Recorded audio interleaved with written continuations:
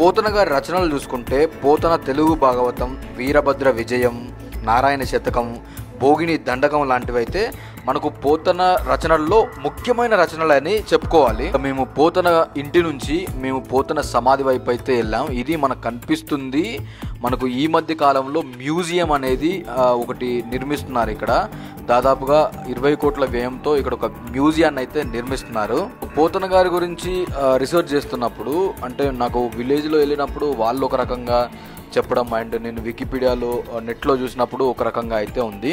So నేను mostly ఆ village వాళ్ళు చెప్పిన దాన్ని చెప్పడానికి అయితే ట్రై చేశాను. పోతన గారు ఒక శివభక్తులు. ఆయనకి మొదట్లో అయితే చదువు రాదు. తర్వాత ఒక తీర్థానంద స్వామి అని చెప్పి ఆయన కలిసి మీరు రామభక్తునిగా మారండి, ఎందుకంటే మీరు ఒక మహత్ కార్యాన్ని నిర్వహించాల్సినటువంటి అవసరం ఉందని చెప్పి మంత్రోపదేశం అయితే చేయడం జరుగుతుంది. ఆ తర్వాత పోతన గారు